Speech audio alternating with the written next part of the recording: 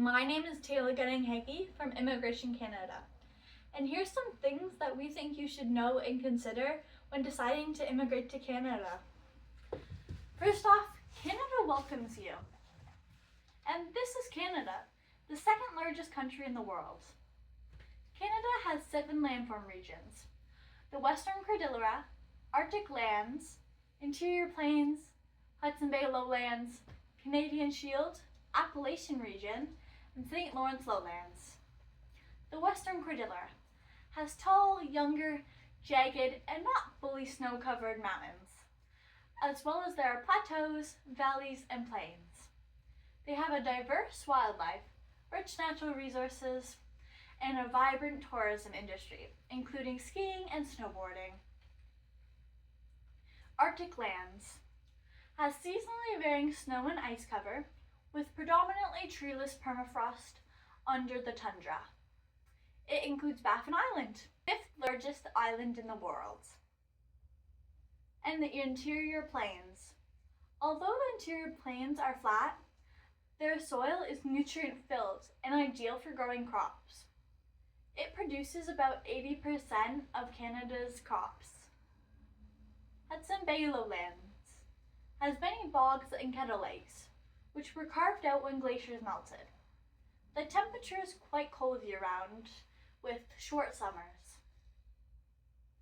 Canadian Shield, spanning across 6 provinces and 2 territories, is the largest and oldest landform region in Canada. The Shield consists of old and massive Precambrian crystalline rocks that intensely shaped this wilderness into a rough topography. Talking about rocks, here is some cool things about them.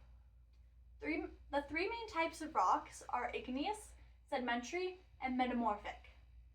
Igneous rocks are formed from the cooling and solidification of magma or lava. Sedimentary rocks are formed from the accumulation and sedimentation of sediments, which are fragments of other rocks or remains of organisms. Metamorphic rocks are formed when existing rocks are changed by heat, pressure, or chemically active fluids. St. Lawrence lowland is a highly populated region in Canada. Despite being the smallest of Canada's 7 landform regions, contains many till plains, moraines, drumlins, eskers, and giant spillways carved from glacial streams. And Appalachian regions. Significant erosion has resulted in their gentler appearance, with much of the original mountainous land having been worn down by wind, water, and ice. The Appalachians are known for their mixed forests with a various of deciduous broadleaf trees. Canada has 10 provinces and 3 territories. On the lower west coast, British Columbia contains Mount Robson, Canada's tallest peak, a cool natural feature, reaching a peak of 3,954 meters or 12,972 feet. Saskatchewan, known as the breadbasket of Canada, reflecting the province's agricultural importance. Ontario contains the capital city of Canada, Ottawa, 4 of the 5 Great Lakes, and the world-famous Niagara Falls. Prince Edward Island, or PEI, often called the potato capital of Canada, has the most people per kilometer, with the population density of 31.14 people per kilometer. Yukon. The Yukon has more moose than people. The ratio is about 2 to 1.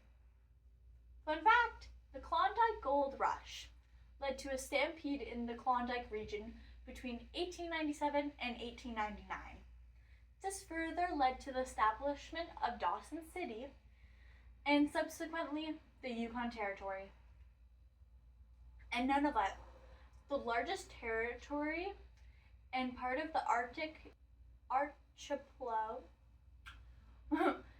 which is home to over 36,000 islands, although only 11 of these islands are populated. Natural features of Canada. Helmeken Falls, one of Canada's tallest waterfalls, at 141 meters, located in Wells Gray Provincial Park, British Columbia. In winter, it forms an incredible crater from the mist freezing mid-air. Bay of Fundy. The tidal range in the Bay of Fundy is about 5.2 feet. The average tidal range worldwide is only 3.3 feet. The flower pot rocks are an excellent example of how erosion and weathering happens, even though they have fallen. Canada's climate. There are 6 main factors that affect climate anywhere. It is latitude, ocean currents, wind, elevation, relief, and near water. If we were to take all of Canada's regions and find the range of the climate altogether, the range would be wide, due to Canada's total land area being almost 2 million kilometers squared. So the range would be about summer temperatures ranging from 10 degrees to 30 degrees, and winter temperatures ranging from negative 15 degrees to negative 20 degrees. That data is not true for all of Canada. In all, that is a lot of land to cover. So I'm going to focus on 3 areas to show how Canada's climate is diverse and varies a lot through the regions. Calgary, Alberta. Caused by being landlocked, not being near water, causes Calgary to have a more continental climate, with hotter summers, colder winters, and less humidity when compared to coastal cities like Vancouver. Mont Tremblant, Quebec. Affected by elevation and relief due to the mountainous setting. Summers are cool, cold snowy winters, and more precipitation than Calgary.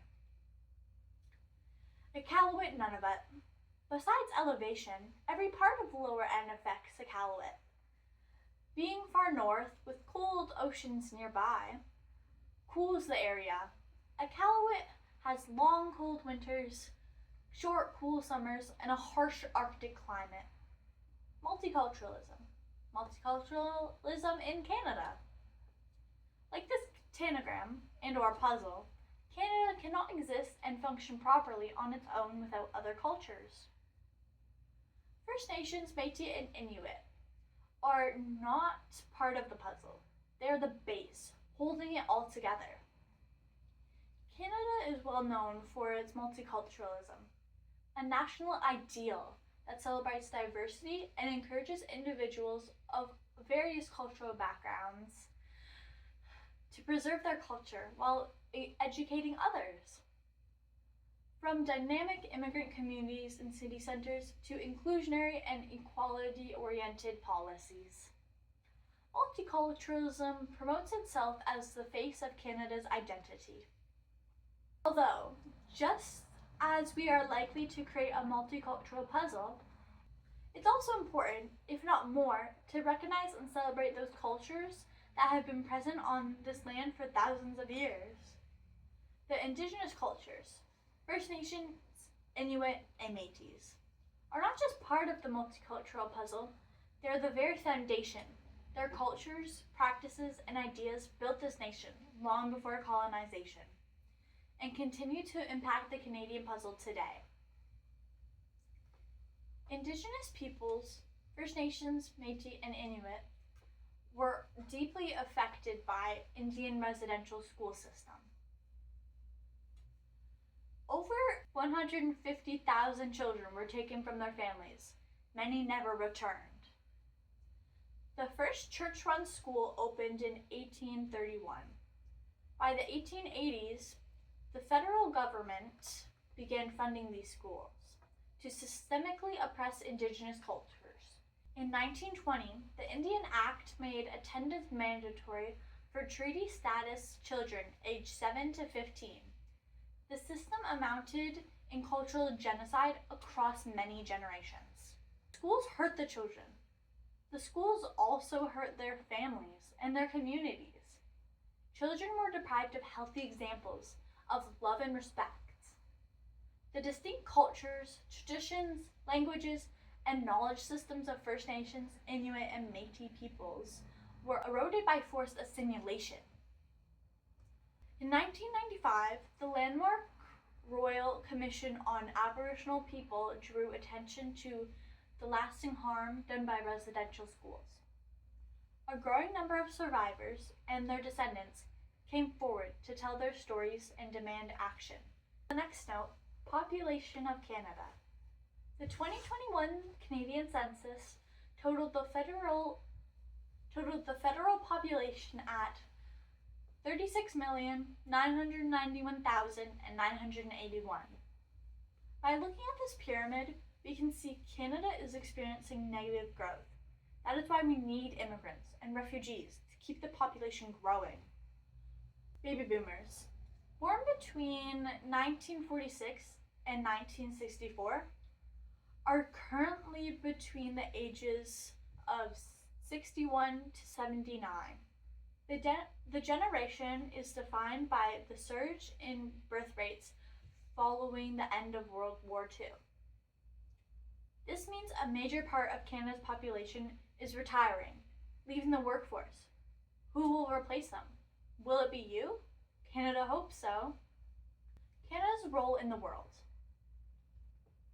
Canada is a founding member of NATO, North American Treaty Organization, and remains a key participant in the alliance. Its involvement is driven by a desire to maintain a strong defense and security posture, contributing to international peace and security, and foster a more stable and cooperative relationship with its allies. Onto industries. Canada has many industries we need people to pursue, a major one being the trades. The trades is mainly categorized as secondary and tertiary industries, including construction work, metal work, and many, many more. Canada is facing a decline of workers in the trades, so no matter your skill set, we encourage you to come to Canada, learn a trade, and get right into the workforce. Canada's ecological footprint and how it affects global warming. Canada has one of the highest ecological footprints per person in the world, largely due to the high energy consumption, resource extraction, and transportation emissions. Much of Canada's energy still comes from fossil fuels, which release large amounts of greenhouse gases into the atmosphere. This contributes significantly to global warming. Coastal towns will and are having to move inland due to the rising sea level.